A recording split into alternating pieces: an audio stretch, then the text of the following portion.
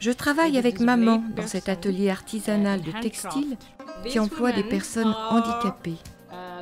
Ces femmes sont comme au paradis. Elles sont heureuses parce qu'elles ont la chance de travailler.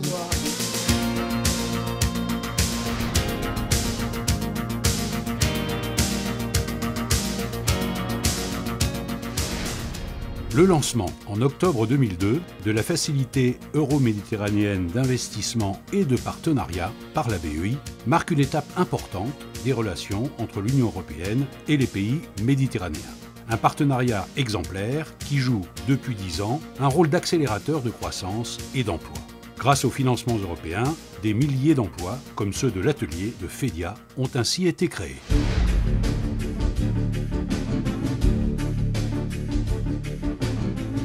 La BEI accompagne le développement économique de ces 9 pays partenaires du bassin méditerranéen avec des prêts au secteur privé, industrie, PME, micro-entreprises, des prises de participation dans le capital des sociétés, une assistance technique ou encore avec le financement d'études. On a commencé avec 70-80 personnes en 1999 parce qu'il y avait juste une ligne. Donc aujourd'hui, Vitale, c'est 600 emplois permanents.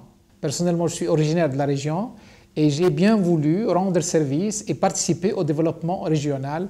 Surtout quand on est de la région, on aime bien faire ce qu'on fait aujourd'hui. L'objectif à long terme de cette usine est de continuer sa politique d'embauche le plus longtemps possible pour améliorer nos conditions de vie et celles des populations qui nous entourent.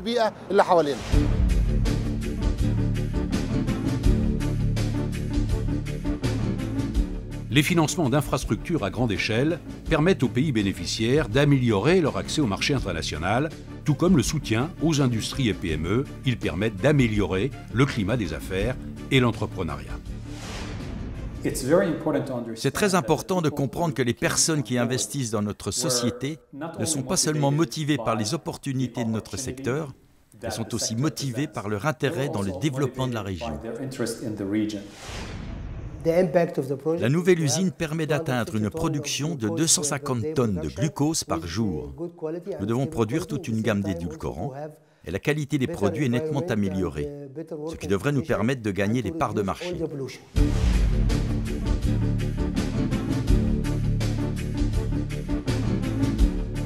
L'amélioration des conditions de vie des hommes et des femmes des pays méditerranéens est un autre volet des priorités de la FEMIP, en particulier dans les domaines de l'éducation et de la santé, ainsi que les infrastructures d'utilité collective comme les transports urbains, l'accès à l'eau et à l'énergie ou encore la réduction des gaz à effet de serre.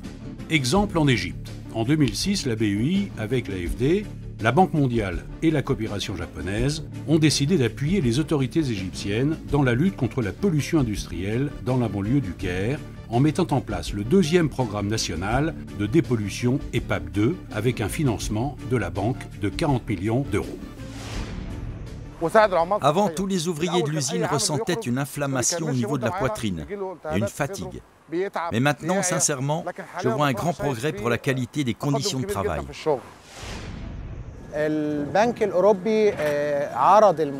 La Banque européenne d'investissement a proposé son aide et sa coopération à l'Office égyptien des affaires environnementales. Le financement de la banque aide les propriétaires des briqueteries à développer leurs usines pour passer du mazout au gaz naturel. Cela contribue à stimuler les propriétaires à développer leurs usines.